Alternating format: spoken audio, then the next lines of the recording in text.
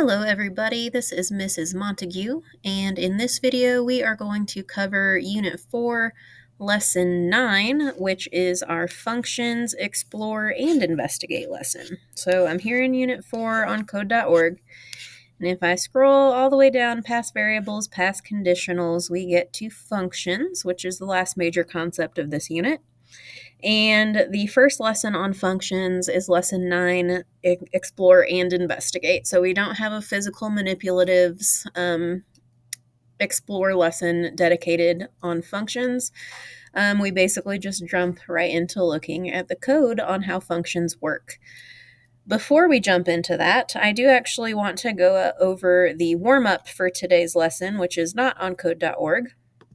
But it is this activity guide provided by code.org in the form of these song lyrics. So we have the same song, right? It's the same song in both style 1 and style 2. So style 1 over here in the left-hand column and style 2 over here in the right-hand column, right? It's the same song. But if we look at it a little bit more specifically, each line of the song is assigned a number, just like we see in our coding workspace. So each line is basically like a line of code. But the style 1 goes all the way up to 47 lines, and style 2 only goes to 39 lines. So if we look at the beginning of this, we can see from lines 0 all the way through line 9, everything is exactly the same. So there's nothing different about the way this song is being sang. But then once we get to line 10, things change a little bit between style 1 and style 2. So in style 1, we have the actual chorus. So it's 4 lines of the chorus. But in style 2, we just have line 10 that says sing chorus and then says that the lyrics are below. So if we look down at the very last bit of this one, from lines 35 onward, it shows us the chorus lyrics. All right. So this is basically referencing the chorus so we can repeat the chorus as many times as we need to based on how many times it's referenced. So on line 10, it says to sing chorus. All right. And then on line 12, it says to sing chorus, which is the same thing that's happening over here in style 1, right? Line 10, it's the chorus. And then line 15 repeats the chorus. It just takes more lines to do it because we have the chorus rewritten completely without referencing a chorus key, essentially, that we've put down at the bottom in style 2.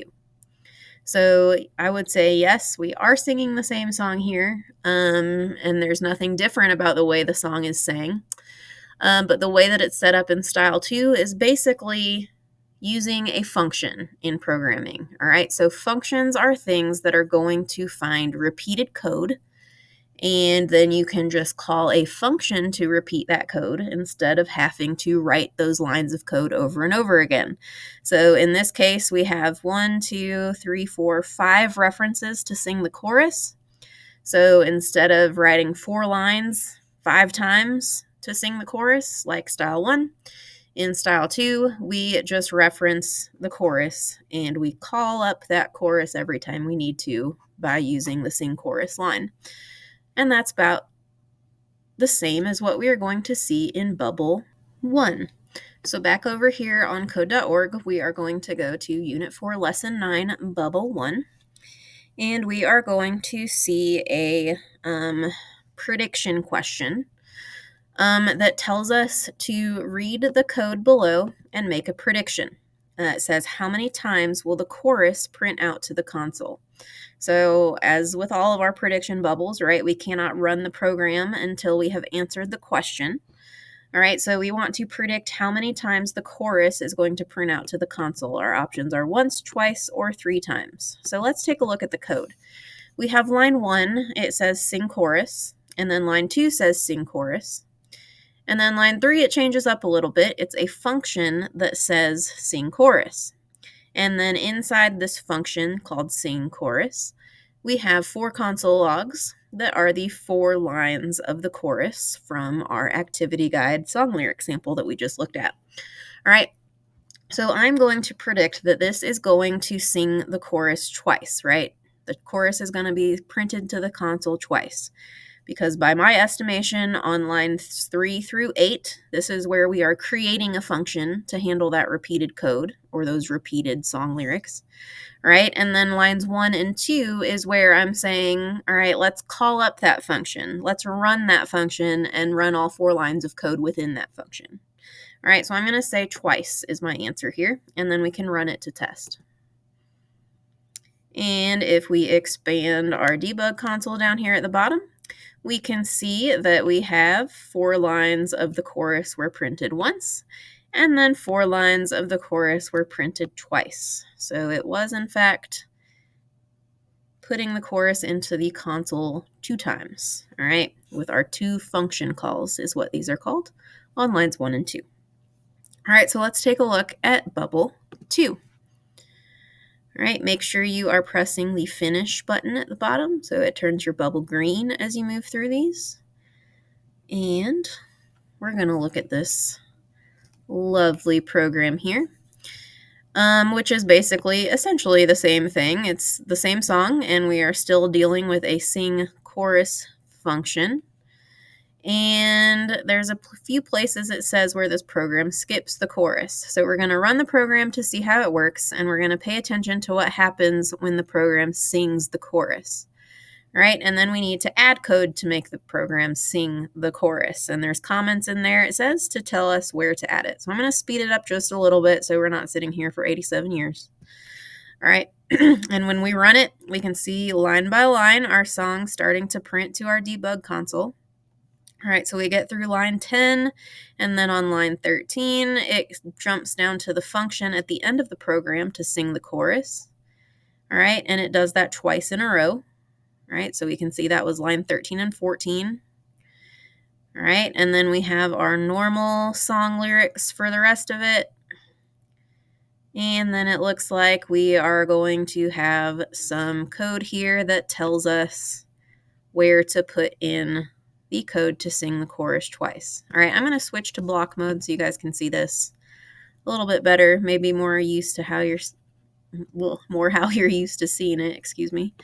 All right, so up here we have console logs for each line of the song, and then we have this green block here for our functions toolbox. We can see is green.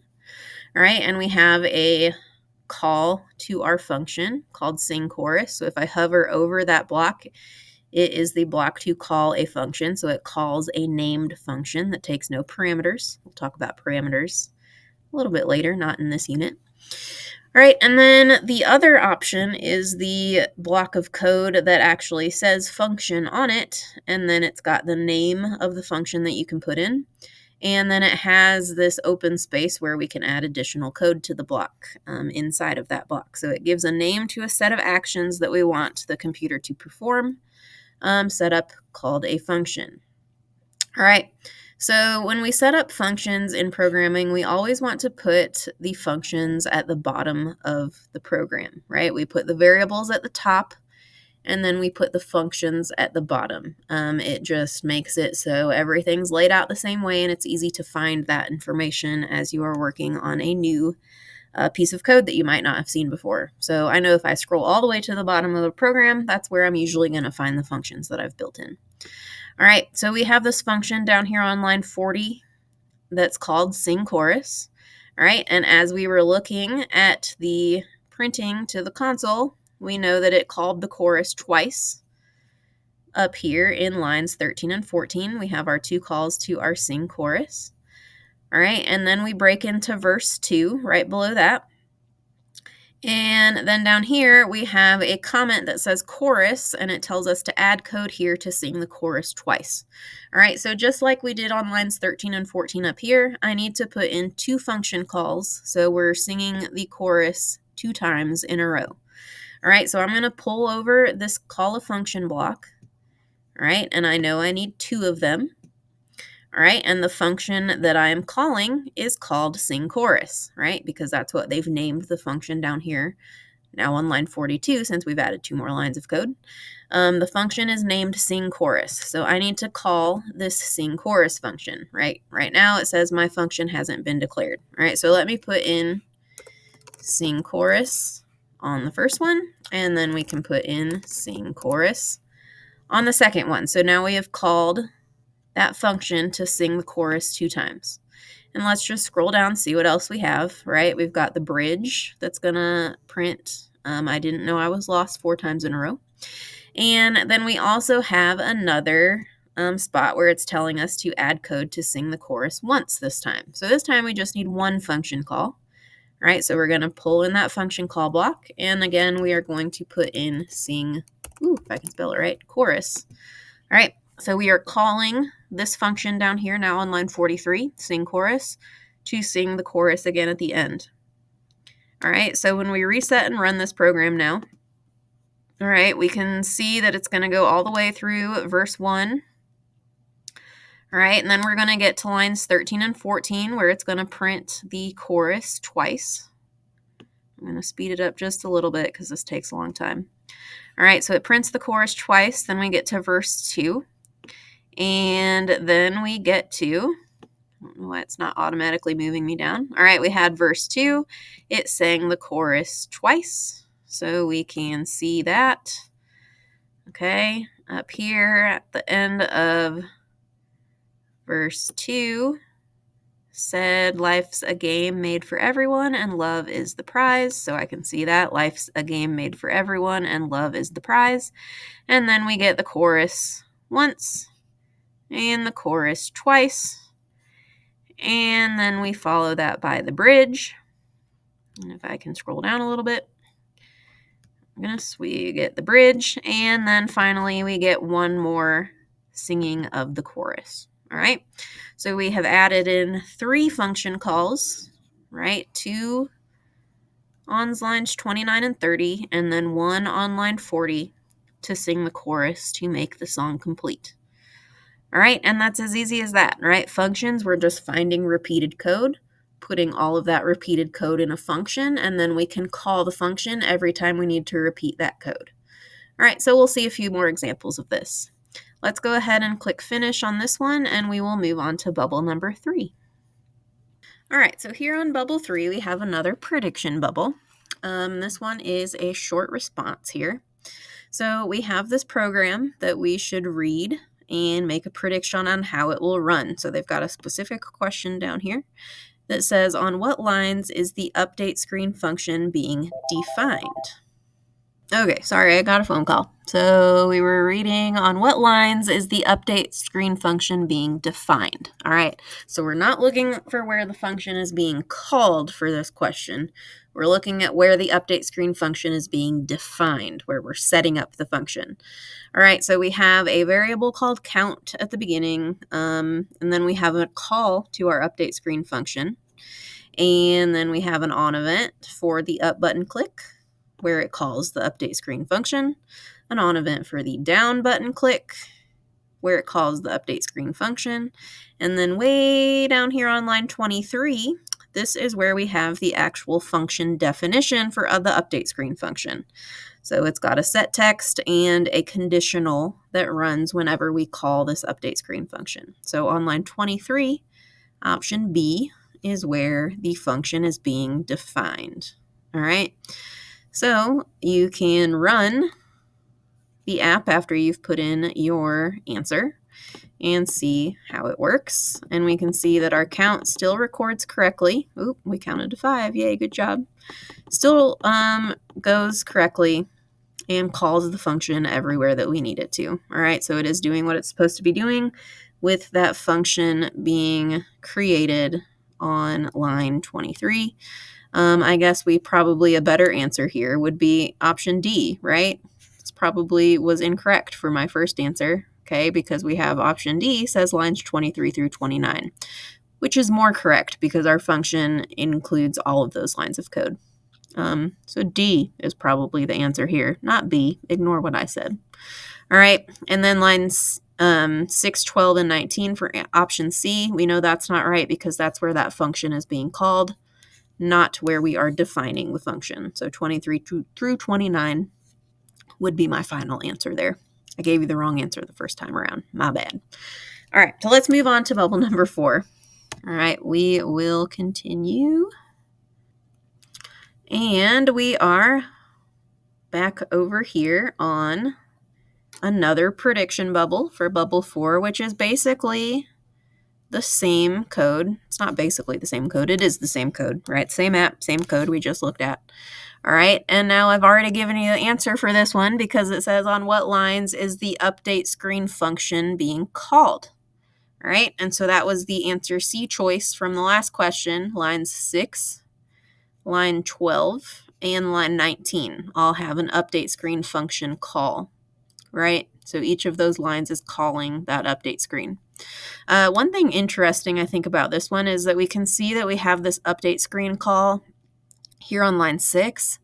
And that's being called outside of any on events. So it's running the update screen code before we ever even click on a button to go up or down on the count. And it's doing that so it can actually set the text to display our count.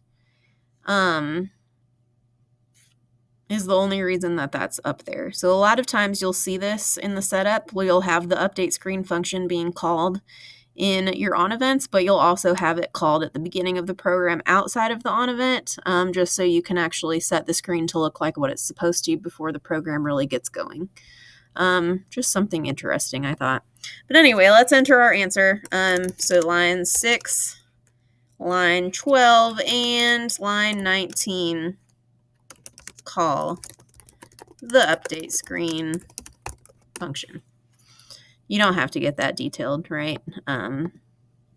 If you just put in 6, 12, and 19, that answers the question. All right, so you can run the program again, make sure that it's working right if you want to after you put your answer in, but we already know that it's working. We're good to go. All right, so let's go ahead and go to bubble number 5. All right, so bubble 5, it says to run the program and discuss with a partner how the update screen function makes the program easier to write and understand. I mean, if you're answering this question, like if you're in my class, you have to answer all of these discussion questions on your slides for the assignment for the day. So what I would say to answer this question, how does it make the program easier to write and understand? I have, 4 lines here of code that would have to be repeated 3 different times. So each time we have that function call in line 6, line 12, and line 19, rather than having 4 lines of code that I have to write over and over again, all I have to do is simply call this update screen function that I've created that will repeat those lines of code automatically for me. So it just kind of saves some time. And it also, I think, makes the program easier to understand because we know every time this update screen is called, the same thing is going to happen, right? Based on whatever's happening in this function that we declared at the bottom. So I think it makes it a little bit easier to understand. That might not be the case for you, but hopefully you'll get there to a point where you see the use of functions. All right, and then we have to make some changes here. So it says to change the program to make the game end when the score is 15 or greater. And we also need to change the program to make the game end when the score is -10 or less. And then finally, we want to make it display the word clicks after the count as we play the game. So it should say 5 clicks or 10 clicks, etc., instead of just the number 5 or 10. All right, so let's work on making these changes. Another useful thing with functions, right? I need to make the program end when our score is 15 or greater. So right now, if our count is greater than or equal to 10, the game ends. We want to change that to a 15 here in line 25. Okay, so if our count is greater than or equal to 15, right, the game's going to end. And if our count is less than or equal to -5, it ended the program, but we want to change this to a -10, right? Same line, line 25. It's just going to be a -10 instead of a -5 to end the game. All right, and as I started that sentence with and then kind of went on a tangent, this is another reason that it makes a function makes the code easier to actually work with. If I had wanted to make that change and I did not have this update screen function, that means I would have this same conditional in 3 different spots in my program. So rather than having to change line 25 one time to update the entire program, I would have had to go through each of these sections where we have the function call, and I would have had to make that change 3 different times. So doing it this way means that we can just change it once, and it's going to be a change that's effective across the whole program because we have it being used, that section of code being used in 3 different places. All right. So that solves the first 2 bullets of modifications. So the last modification we need to do is to change it so it displays the word clicks. So we need to we're looking at this label right here in the middle, this count display label. So we need to find some sort of set property or set text that deals with that. And the only places that we have that are down here on line 24, line 26, and 27. We have set text and set screens. But we are looking specifically for this count. Sorry for the bell. We're looking specifically here for this count display label. That is what we need to change. Instead of just 0 right there, we want it to display 0 clicks. So on line 24, that is the line that is dealing with this count display label update. So we have it showing our count variable. So whatever value is stored in that count variable is what's displayed on screen, set to 0 initially. But I want it to display the word clicks after my count. So I have to use some string concatenation, right, that we've used before to add the word clicks in quotation marks. All right, so it's going to be our count. So it'll show our number plus the word clicks after that. And notice that I put a space between my first quotation mark and the word clicks. And when we run the program, we'll see why that is. So let's go ahead and run it over here. All right, so as soon as I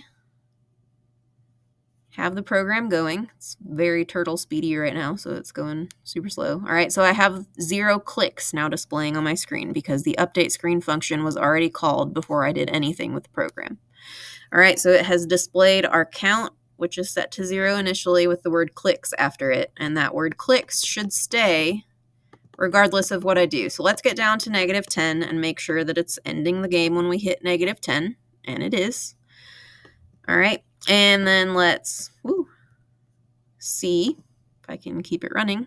What happens when we go up to 15? So our game should end when we hit 15 clicks, and it does. Good job, me. All right, so this program, I would take a point off for this program because we don't have a way to get back to the home screen and restart the game. We have to reset the program and run it again. But I do just want to really quickly point out, all right, I mentioned this space between my quotation mark and the word clicks specifically, all right, because if I get rid of that space, all right, and reset and run the program again, the way that it displays on the screen is like the number 0 and the word clicks is all like one word. So I don't like it that way. I want it to have a space between my actual number count and the word clicks. So having that space there after the first quotation marks means that we get a space between our number and the word clicks, just to make it look nice.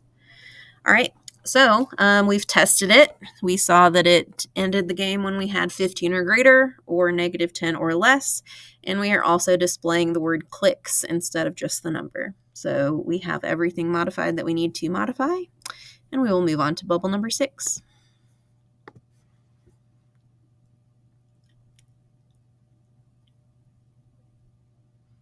All right, for bubble 6, we have the Lemon Squeeze app that we worked on at the beginning of the conditionals portion of the unit. And this code has a lot of repeated blocks of code that should be replaced by a function. So it tells us specifically to look inside the event handler for the lemon and the lime clicks to find, or mouse over, sorry, to find repeated code. And then we want to replace that repeated code with a single function called update screen that we declare once, but we will call it twice. So let's go ahead and look at this. So it tells us specifically to look at the lime and lemon mouse over. So here's the lemon mouse over on line 30. All right, and if we look at the lemon mouse over, we can see that we have a play sound. And that's not going to actually repeat because it's a different play sound than what we have for the lemon. So this is the retro game enemy spawn 7 sound, and this one, is the collect item bling option 1. Okay, so that's a different play sound. That's not repeating. All right, we have a thing to increase the score here. So score equals score plus 1 in that counter pattern with variables.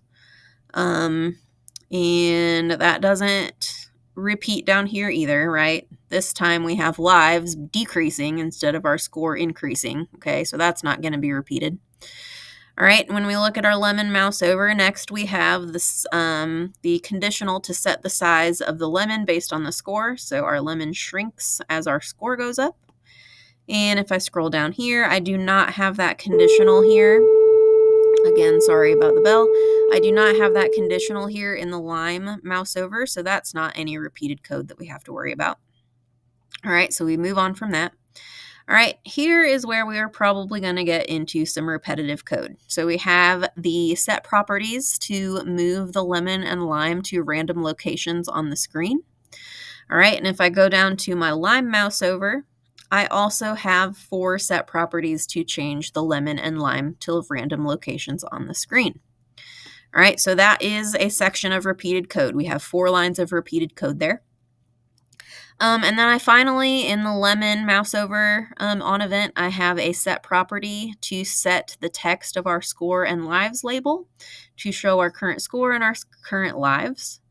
And if I scroll down here, I also have that same update screen to set the property of that score and lives label, right? Those 2 lines of code are exactly the same. So from line 55 and line 72 are the same lines of code.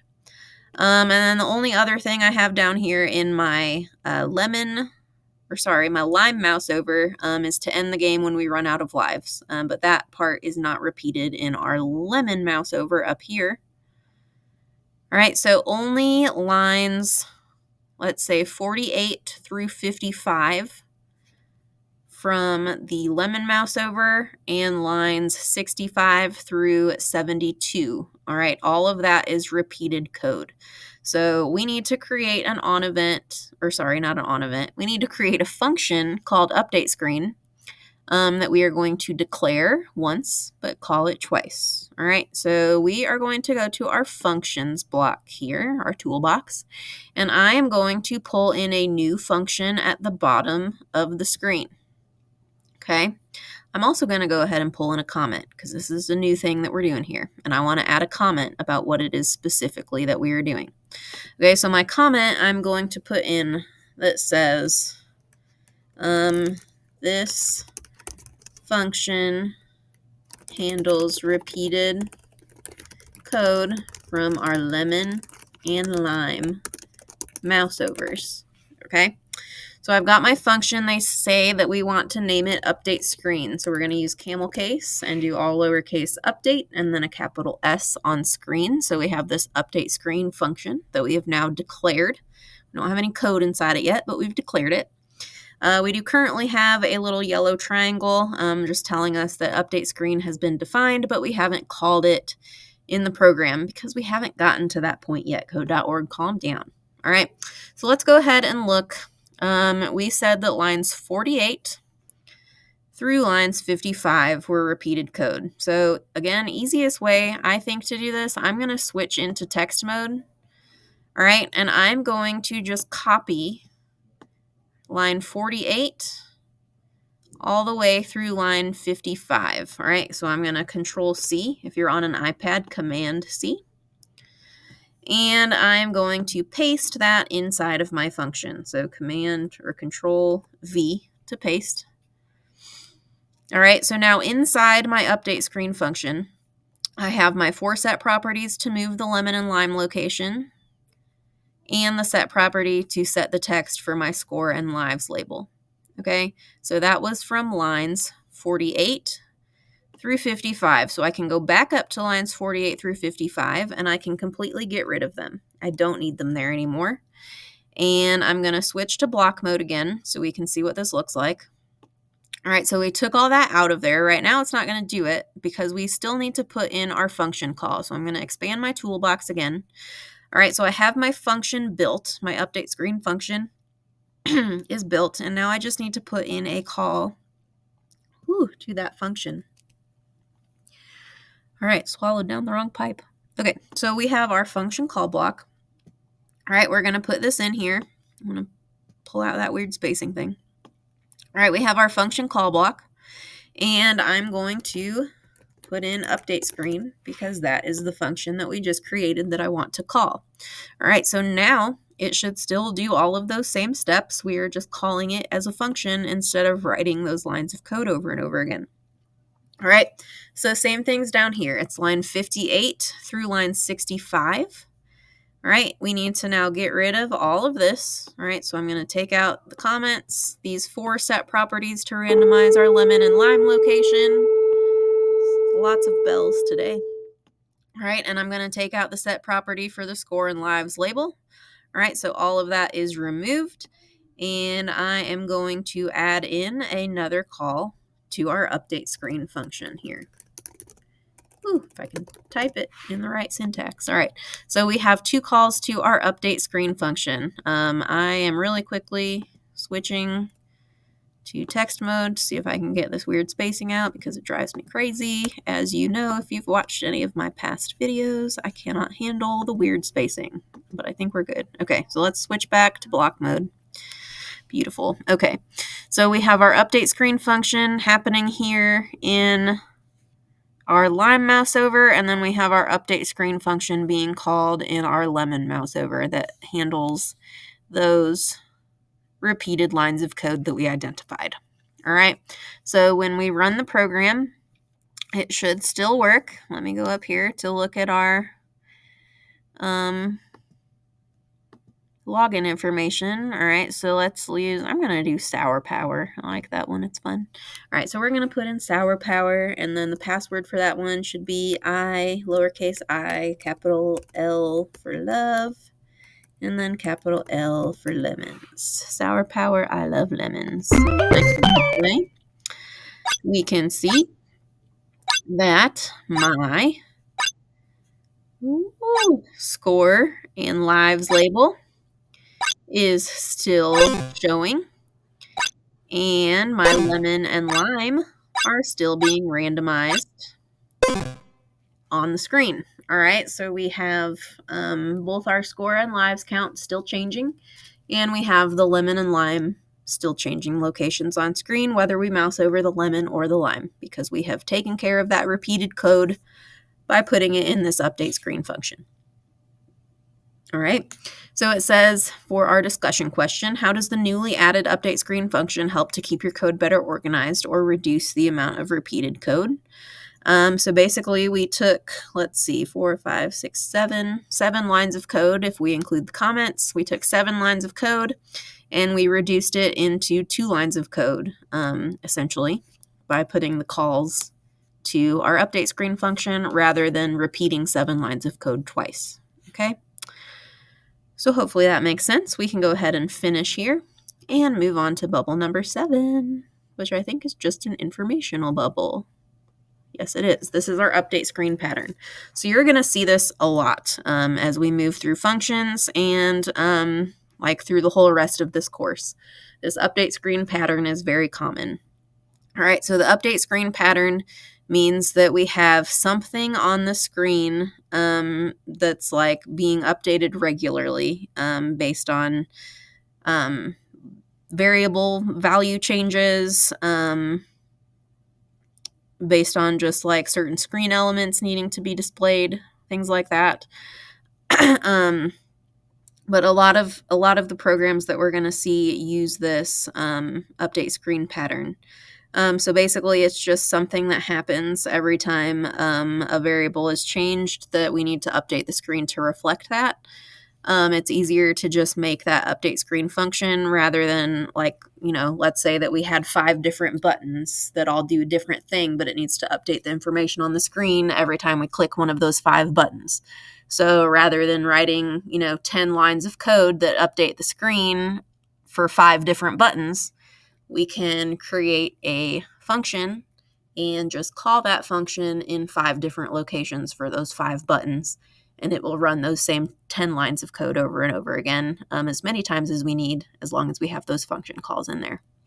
So this is really, really useful to just make your code a little bit easier to read and a little bit less repetitive. Less work, saves you time. All right. Finally, on bubble 8 is the check for understanding question.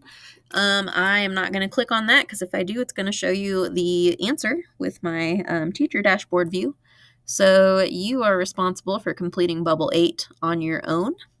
But that is our functions, explore, and investigate lesson. So next time I will see you will be for lesson 10 on functions practice. See you guys next time.